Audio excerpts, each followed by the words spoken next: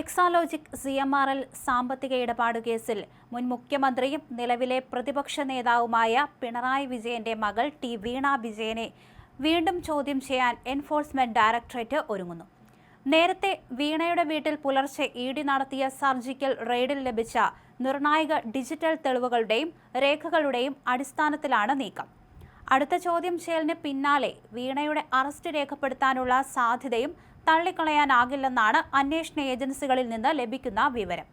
വീണയുടെ വീട്ടിൽ മെയ് 27-ന് പുലർച്ചെ നടത്തിയ സർജിക്കൽ സ്ട്രൈക്കിന് സമാനമായ റെയ്ഡിലാണ് കേസിൽ നിർണായക വഴിത്തിരിവായ പുതിയ കമ്പനിയെക്കുറിച്ചുള്ള വിവരങ്ങൾ EDക്ക് ലഭിക്കുന്നത്. എക്സാലോജിക് സൊല്യൂഷൻസിന് പുറമെ ലേക്കർ ഇന്ത്യ കോർപ്പറേഷൻ എന്ന പേരിൽ ഒരു ബാങ്ക് അക്കൗണ്ട് വീണ വിജയന്റെ പേരിൽ പ്രവർത്തിപ്പിച്ചിരുന്നതായി ED കണ്ടെത്തി. ഇതോടെ കേസിന്റെ അന്വേഷണ പരിധി കൂടുതൽ വിപുലമാക്കിയിരിക്കുകയാണ്. പരിശോധനകളിൽ ലേക്കർ ഇന്ത്യ കോർപ്പറേഷൻ കമ്പനി നിയമപ്രകാരം രജിസ്റ്റർ ചെയ്ത ഒരു പ്രൈവറ്റ് ലിമിറ്റഡ് കമ്പനി അല്ലെന്നാണ് സൂചന. ബാങ്ക് അക്കൗണ്ടുകൾ വഴിയുള്ള സാമ്പത്തിക ഇടപാടുകൾക്ക് വേണ്ടി മാത്രം രൂപീകരിച്ച ഒരു പ്രൊപ്രൈറ്ററി സ്ഥാപനമാകാനാണ് സാധ്യതയെന്നാണ് അന്വേഷണ സംഘത്തിന്റെ പ്രാഥമികമായ നിഗമനം. മെഡിക്കൽ ഉപകരണങ്ങളുടെ വിതരണം എന്ന പേരിലാണ് ഈ സ്ഥാപനം ബാങ്കിൽ രജിസ്റ്റർ ചെയ്തിരുന്നത്. വീണയുടെ വീട്ടിൽ നിന്ന് പിടിച്ചെടുത്ത ചുവന്ന കവറുള്ള ഡയറിയിലെ 1 മുതൽ 9 വരെയുള്ള പേജുകളിലെ വിവരങ്ങളും ഐഫോണിലെ ഡിജിറ്റൽ തെളിവുകളുമാണ് കേസിൽ വീണയ്ക്ക് കുരുക്കായിരിക്കുന്നത്. ലേക്കർ ഇന്ത്യയുടെ ബാങ്ക് അക്കൗണ്ടിലുണ്ടായിരുന്ന 15,57,414 രൂപ ED മരവിപ്പിച്ചിട്ടുണ്ട്. വീണയുടെ വ്യക്തിഗത അക്കൗണ്ടിലെയും എക്സാലോജിക്കിന്റെ അക്കൗണ്ടിലെയും പണവും ഇതോടൊപ്പം മരവിപ്പിച്ചിട്ടുണ്ട്.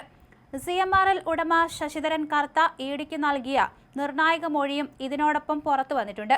പ്രതിപക്ഷ നേതാവ് പിണറായി വിജയനുമായുള്ള വ്യക്തിപരമായ അടുപ്പത്തിന്റെ പേരിൽ മാത്രമാണ് വീണയ്ക്കും എക്സാലോജിക്കിനും പണം നൽകിയതെന്നും കമ്പനി യാതൊരുവിധ സേവനങ്ങളും നൽകിയിട്ടില്ലെന്നും കർത്ത വെളിപ്പെടുത്തി. വ്യാജ സേവന കരാറുകളുടെ മറവിലാണ് പണം കൈമാറിയതെന്ന് ED കണ്ടെത്തലിനെ ശരിവയ്ക്കുന്നതാണ് ഈ മൊഴി. 2017 മുതൽ 2020 വരെയുള്ള കാലയളവിൽ 2.78 കോടി രൂപയാണ് എക്സാലോജിക്കിനും വീണയ്ക്കുമായി CMRL കൈമാറിയത്. നൽകിയ പണവും സേവനവും തമ്മിൽ ബന്ധമില്ലെന്ന് വീണ തന്നെ സമ്മതിച്ചതായി ED റിപ്പോർട്ടിൽ വ്യക്തമാക്കുന്നു. ആദായ നികുതി വകുപ്പ് സമർപ്പിച്ച അഡ്ജുഡിക്കേറ്റിംഗ് അതോറിറ്റി ഉത്തരവിന് പിന്നാലെ ED നടത്തുന്ന അന്വേഷണം കേസിനെ പൂർണ്ണമായും ക്രിമിനൽ സ്വഭാവത്തിലേക്ക് മാറ്റിയിരിക്കുകയാണ്. മകളുടെ ലേക്കർ ഇന്ത്യ എന്ന നിഴൽ കമ്പനിയുടെ വിവരങ്ങളും സാമ്പത്തിക ഇടപാടുകളും പുറത്തു വന്നതോടെ പ്രതിപക്ഷ നേതാവ് പിണറായി വിജയനും ചോദ്യം ചെയ്യലിന്റെ നിഴലിലാണ്. കർത്തയുടെ മൊഴിയിൽ പിണറായി വിജയന്റെ പേര് നേരിട്ട് പരാമർശിച്ചിട്ടുള്ളതിനാൽ അദ്ദേഹത്തെയും അന്വേഷണ സംഘം ചോദ്യം ചെയ്തേക്കുമെന്നാണ് റിപ്പോർട്ടുകൾ.